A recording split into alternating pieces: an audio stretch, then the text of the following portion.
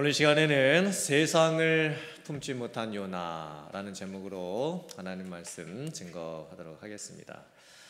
2020년도 우리 교회 표어가 교회야 일어나 세상에 전하라입니다. 그래서 교회가 뭘까? 교회는 어떻게 해야 될까? 교회가 어떻게 칭찬받고 교회가 어떻게 책만 받았으면 다시 회복해야 될까? 지금까지 요한계시록에 나오는 7가지 그 교회의 모습을 보면서 함께 은혜를 나눴습니다. 이제 오늘부터는 세상에 전하라 라는 것에 대해서 제가 말씀을 드리려고 합니다. 사실 우리가 마음으로는 다 압니다. 세상에 나가야 되고 세상에 전해야 되고 또 세상에 주어야 할 것 많이 있다는 것을 저희가 마음으로는 잘 알고 있습니다. 실제 우리들의 모습을 보면 세상을 향해서 일어나지도 않고 나가지도 않고 전하지도 못하는 모습이 더 많이 있는 것 같습니다. 그래서 오늘부터는 제가 요나서 강의 설교를 하려고 합니다. 요나 선지자의 모습을 보면서 혹시 나에게 요나 선지자와 같은 모습이 있다라고 한다면 돌이키고 또 요나 선지자가 회복된 그 모습을 우리들이 보면서 나 또한 회복이 되어서 하나님의 마음 품고 세상도 품을 수 있고 또 함께 은혜 받고 도전받고 책망받고 결단할 수 있는 귀한 시간이 되기를 원합니다. 오늘 하나님께서 우리에게 주신 첫 번째 말씀의 은혜는 나에게는 은혜를 남에게는 공의를 그렇게 적용하지 말라라는 거예요. 자, 요나 선지자는 북이스라엘 왕국의 선지자였었습니다. BC 주전 800년부터 주전 750년까지 약 50년 동안 활동을 했습니다. 그리고 여로보암 2세 왕이 통치하던 때에 요나 선지자가 하나님의 말씀을 전했습니다. 근데 하나님께서 요나 선지자에게 좀 특별한 명령을 하십니다. 주변 국가 중에 아수르라고 하는 나라가 있었습니다. 그 나라의 수도였던 니느웨에 가가지고 하나님의 말씀을 증거하라 이렇게 명령을 주십니다. 아수르는 어떤 나라였냐면 그때 그 당시 최고의 강대국이었었습니다. 또 주변의 많은 나라들을 침공하고 나라를 빼앗고 강탈하는 그런 나라였습니다. 요나 선지자가 있었던 북이스라엘 나라도 이 아수르로부터 많은 침략을 받고 또 어려움 당하고 또 피해를 당하고 있었습니다. 아수르 나라가 침략 국가로서 다른 나라에게 참 나쁜 짓을 많이 했습니다. 아수르가 다른 나라를 이렇게 침략을 하면 그 나라의 문화를 다 말살을 시키고 자기 나라 사람들을 그 나라에 이주를 시킵니다. 그리고 그 나라 사람들하고 결혼을 하게 합니다. 그래서 그 나라의 모든 정체성을 다 말살시키려는 정책을 폈습니다.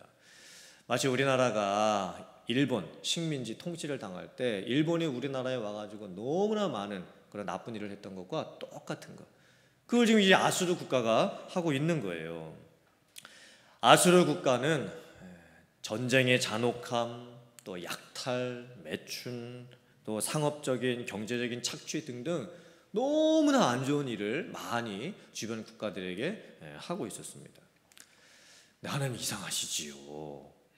그런 아수르 나라에 가서 요나 선지자 보고 하나님 말씀 전하고 하나님 심판 선포하고 그들로 하여금 잘못을 깨닫고 돌아올 수 있게 하라라는 겁니다. 근데 요나 선지자가 그 하나님의 말씀이 이해가 되지를 않습니다. 자기 생각에는 아니 저렇게 다른 국가들에게 피해주고 나쁜 일을 일삼는 나라라면 아니 당연히 망하는 게 당연할 텐데 왜 하나님께서는 저런 나라에까지 가서 하나님의 말씀을 전하라고 하실까? 그리고 요나 선지자가 이렇게 생각합니다. 이건 아닌 것 같다. 네, 우리들도 그렇게 생각할 때가 참 많습니다. 이건 아닌 것 같다. 이건 아닌 것 같다. 요나 선지자가 왜 하나님의 명령을 거부하고 이 니느웨로 안 갈까요? 왜 하나님을 피해서 도망을 가게 될까요? 요나 선지자에게는 배타적인 선민의식이 있었습니다. 요나 선지자가 스스로 이렇게 생각을 합니다.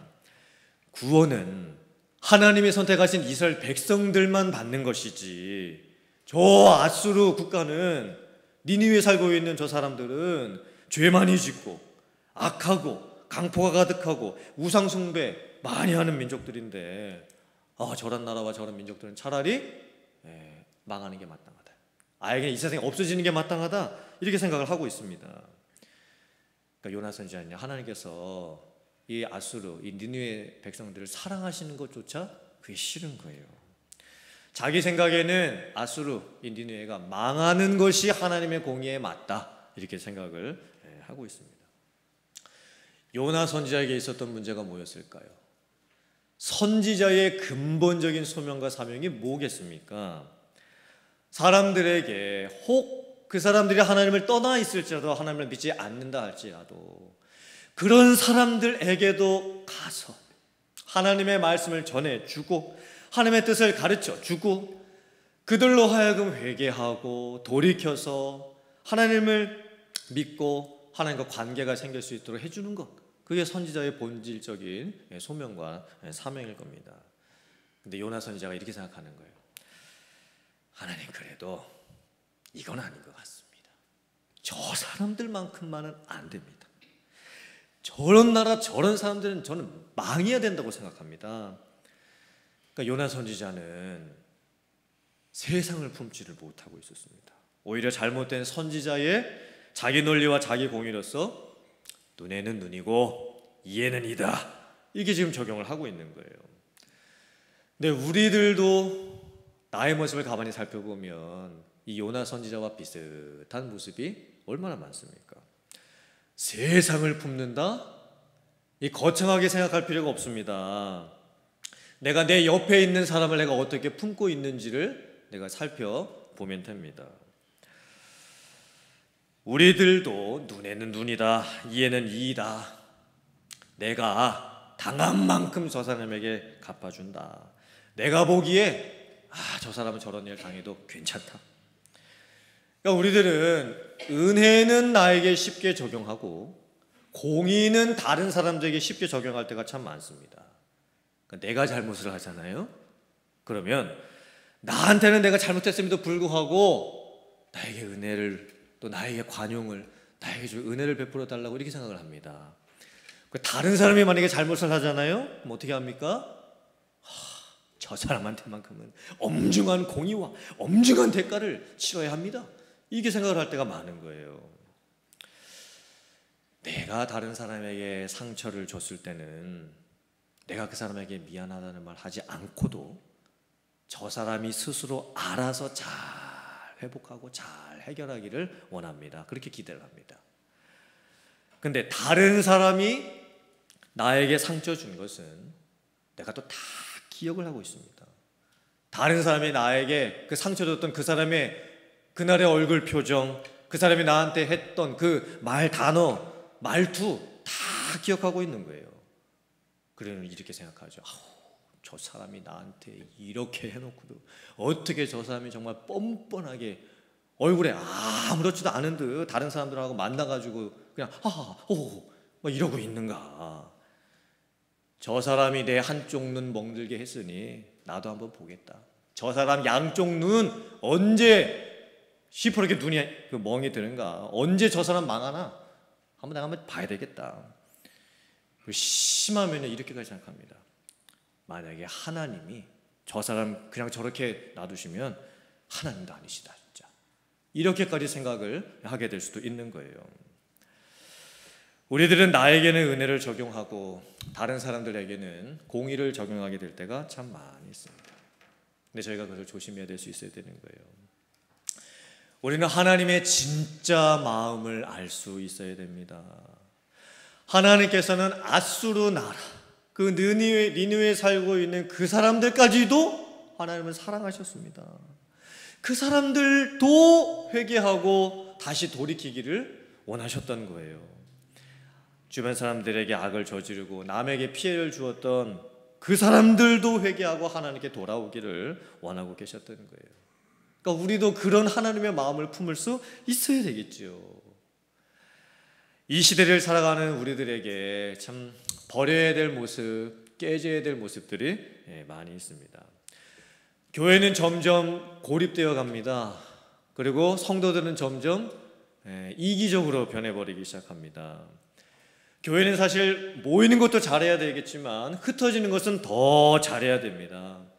만약에 교회가 모이는 것만 잘하고 흩어지는 것을 잘 못하면 교회 안에 뭐만 남아있을까요?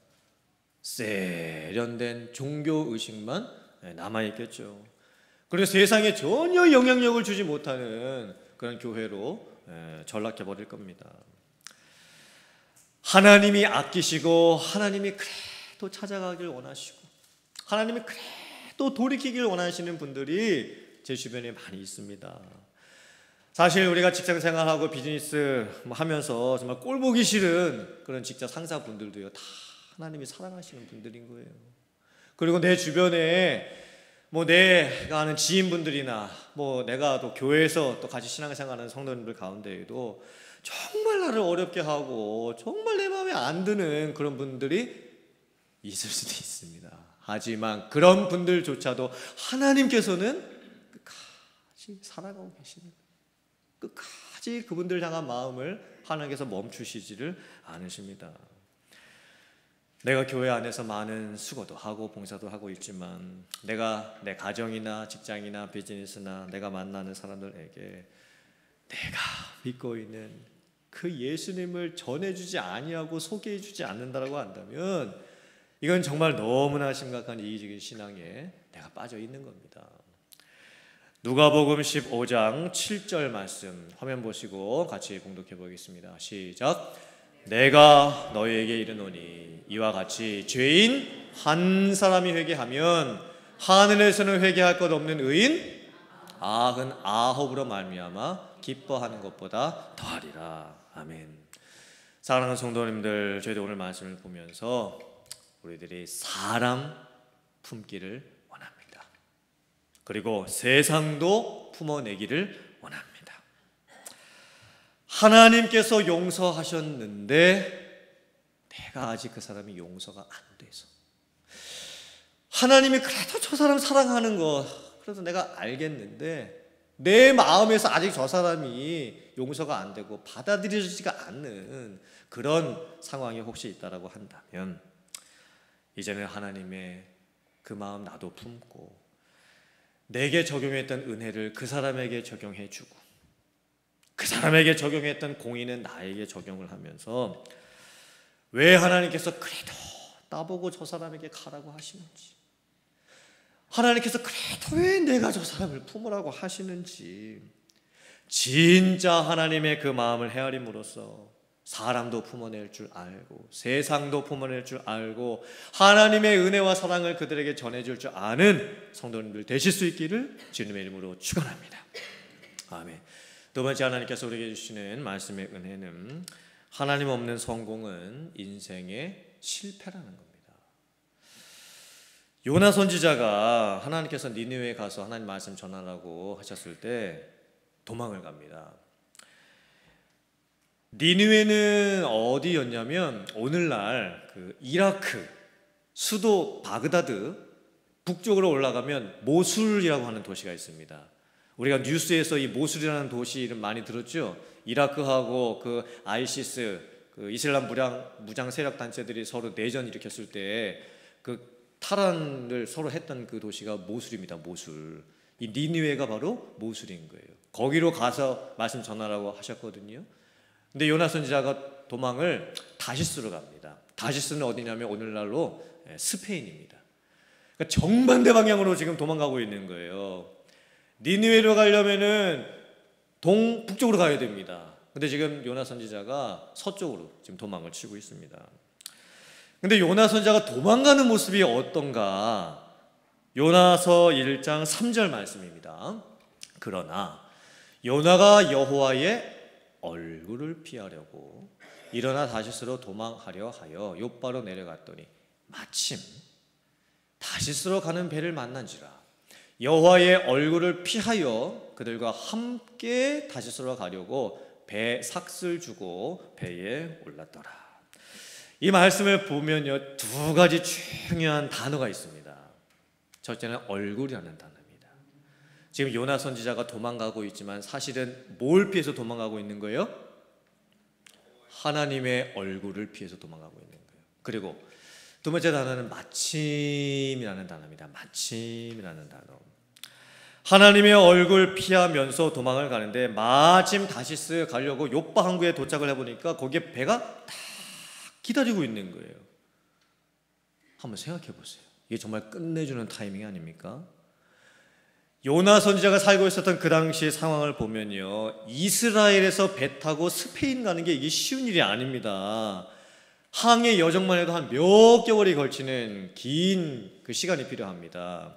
그리고 배도 쉽게 구할 수 있지도 않습니다. 한번 배 놓치면 언제 이스라엘에서 출발해서 스페인 가는 배 탈 수 있을지 장담도 하지를 못하는 거예요. 그런데 요나 선지자의 모습을 가만히 한번 보세요. 지금 하나님 말씀 불순종해서 자기가 이건 아니다 생각을 하고 도망을 가고 있는데, 하나님의 얼굴을 피해서 도망을 가고 있는데 마침 요빠 항구에 딱 도착해 보니까 지금 상황이 어떻습니까?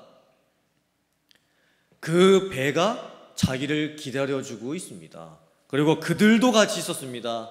그들은 누구였을까요? 선장과 선원들이었습니다. 그리고 자기 손에는 지금 뭐도 있습니까? 돈까지 쥐어져 있습니다. 충분한 배삭도 있습니다. 너무나 기가 막힌 타이밍이 딱딱딱딱 들어맞을 때 우리들이 이때 흔히 어떤 감탄사를 자주 쓰게 되죠? 여러분들 이렇게 모든 하는 일이 그냥 탁탁탁 기가 막히게 일어난다. 그때 여러분들 이렇게 속으로 뭐라고 감탄사 쓰십니까? 아싸. 이런 감탄사를 아마 쓰실 겁니다. 아싸, 잘 됐다. 기가 막힌 타이밍이구나. 그런데 지금 실상 영적인 상태로 보면 그게 아닙니다. 요나 선지자가 하나님의 얼굴 피해서 도망을 가면서 지금 잘 되고 있습니다. 하나님 피해서 도망가면 모든 것이 잘 될 것이라 스스로 생각을 하고 있습니다. 기가 막힌 타이밍을 만났습니다. 모든 것이 자기 뜻대로 되는 것처럼 보입니다. 하지만 그것은 실패로 가는 지름길이었습니다. 왜냐? 요나서 1장 4절에서 상황이 이렇게 바뀌기 시작합니다. 여호와께서 큰 바람을 바다 위에 내리시매 바다 가운데에 큰 폭풍이 일어나 배가 거의 깨지게 된지라. 배가 이제 항구를 떠나가지고 바다 한가운데까지 가게 됐습니다. 요나 선지자는 그때 배 밑에 들어가가지고 천하태평 누워서 깊게 잠이 들어버립니다. 요나가 생각합니다. 모든 게 내 뜻대로 되어가고 있구나. 그런데 그때 하나님께서 개입하십니다. 폭풍을 누가 일으키십니까? 하나님께서 일으키십니다. 그리고 배가 거의 깨질 지경까지 하나님께서 만들어 버리십니다. 이 말씀을 보면서 우리들이 깨닫는 게 있습니다. 그렇구나. 하나님 없는 성공은 내 인생의 실패구나. 만약에 성도님들께서 기도도 하나도 안 하시고 말씀도 하나도 안 보시는데 또 내가 하나님을 향해서 하나님 어떻게 해야 되겠습니까? 제가 어떻게 해야 되겠습니까? 어떻게 해야 정말 하나님께서 기뻐하시겠습니까? 이런 생각 하나도 안 하는데 내가 하는 일들이 다 잘 된다. 사업도 잘 되고 비즈니스도 잘 되고 내가 생각하는 모든 일들마다 착착 진행이 된다. 물론 속으로는 감탄사가 나오죠. 아싸, 잘 됐다. 하지만 실제로는 어떻게 느끼셔야 됩니까? 두려워하셔야 됩니다. 하나님 없이 성공이 일어날 때 그때 우리들은 속으로 두려워할 줄 알아야 되는 겁니다. 반대로 말씀도 보고 있습니다. 기도도 하고 있습니다.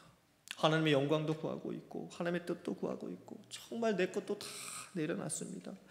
전적으로 내가 하나님만을 바라보고 있습니다. 그런데 일이 잘 안 됩니다.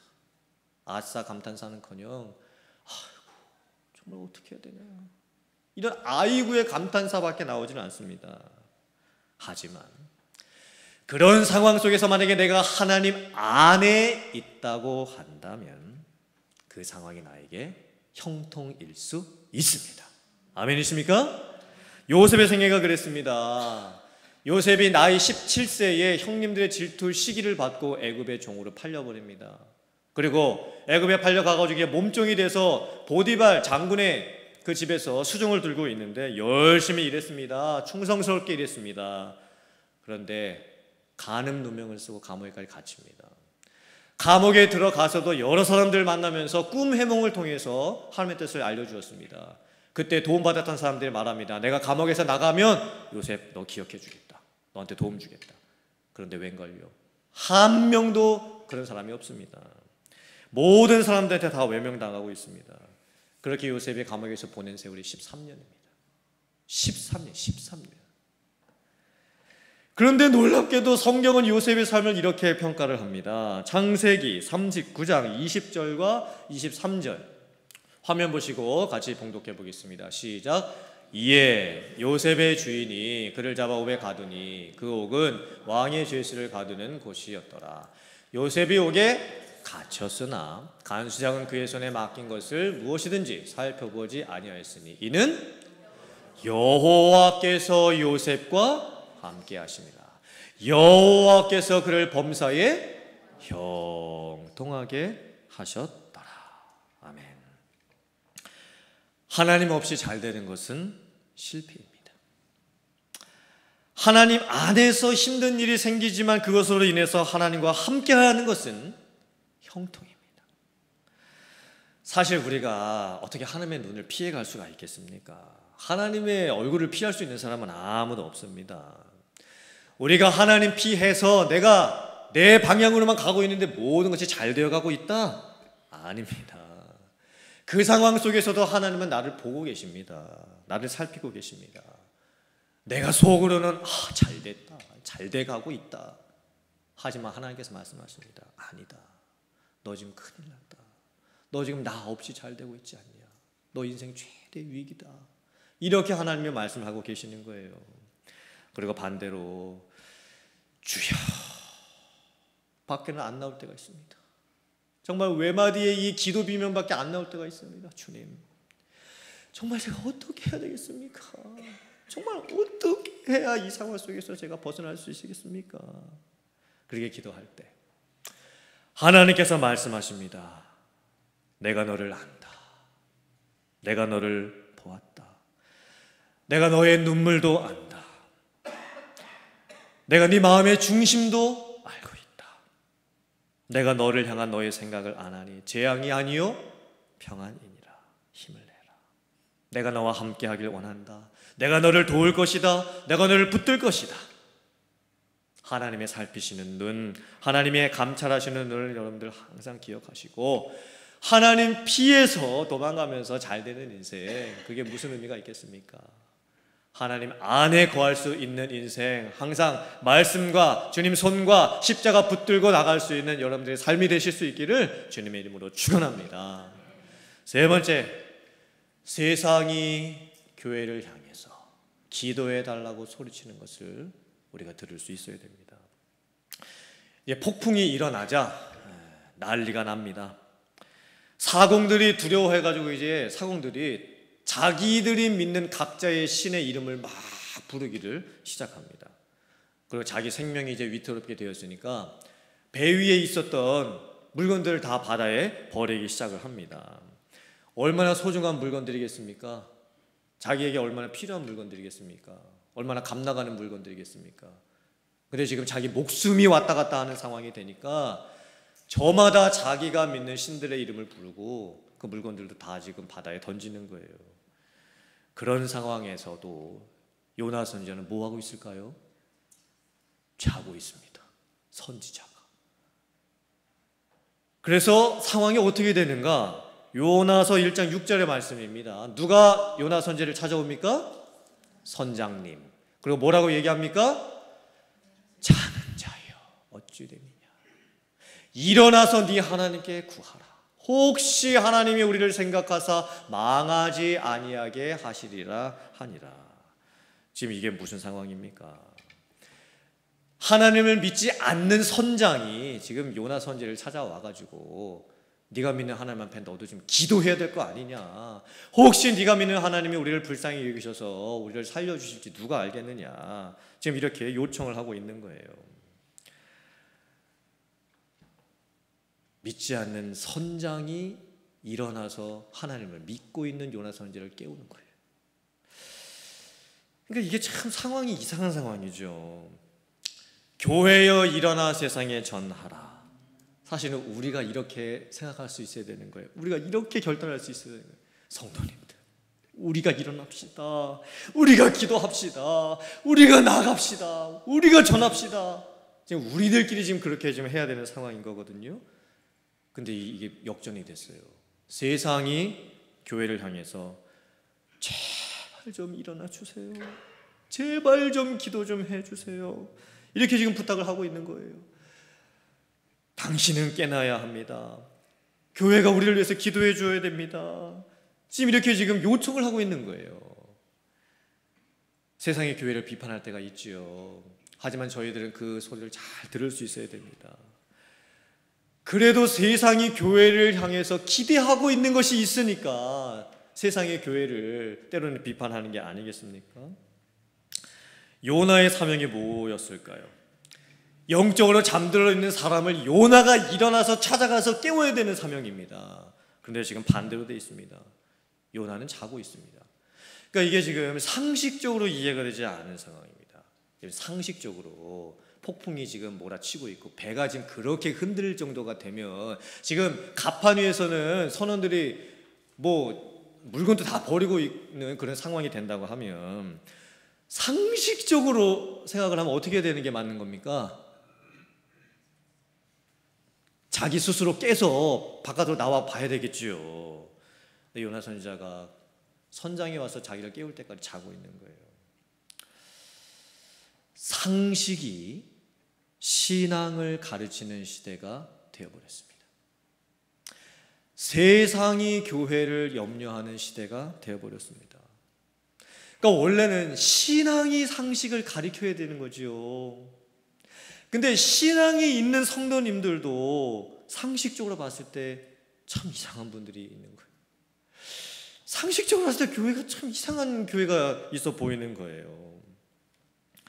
지금 이 세상의 모습을 봤을 때 온 세상이 지금 코로나 바이러스로 고통과 고난의 직면에 있습니다. 우리 성도님들도 사재기 그거 많이 해 놓으셨습니까? 사재기 많이 좀 사서 그 집에다가 좀 갖다 놓으셨습니까? 잘하셨어요. 많이 사 놓으셨으면 더 잘하셨어요. 왜 잘했는가? 그리고 혹시 나는 아무것도 안 사놨는데 난 지금 쌀도 떨어져 가고 있고 휴지도 지금 다 떨어져 가고 있고 지금 물도 없는데 걱정하고 계신 성도님들 계세요? 걱정하지 마세요. 왜냐? 만약에 미국에 이 코로나 바이러스 때문에 좀 위험 상황이 크게 닥친다. 그럼 제가 성도님들 집을 다 신방을 해가지고 사재기 많이 해놓으신 성도님들 다 이렇게 보고 그걸 좀 내놓으셔야 되겠습니다. 우리 교회 다른 성도님들 지금 다 없어가지고 지금 어려움 당하고 있는데 좀 내놓으시지요. 제가 이렇게 하려고 합니다. 그러니까 지금 우리가 이러할 때에 교회가 해야 될 게 뭘까? 성도가 해야 될 게 뭘까? 정말 심각하게 생각해 볼 수 있어야 됩니다. 지금 세상이 교회를 향해서 도움 요청을 하고 있습니다. 믿지 않는 분들이 믿는 성도들 향해서 제발 좀 우리들을 위해서 기도 좀 해주세요. 제발 좀 우리들을 좀 돌봐주세요. 이렇게 좀 부탁을 하고 있는 상황인 거예요. 요나 선지자는요, 선지자가 세상을 품어야 됨에도 불구하고 그 사명을 잃어버렸어요. 우리가 그렇게 되면 안 되겠죠. 신앙이 상식을 이끌어갈 수 있어야 되는 거예요. 그게 성도의 존재 목적이고 교회의 존재 목적입니다. 모두가 힘들어하고 모두가 위축이 되어가고 있는 그런 상황 가운데 아이고 내 손 안에 이런 게 있네 이렇게 만족하고 있으면 안 된다라는 겁니다.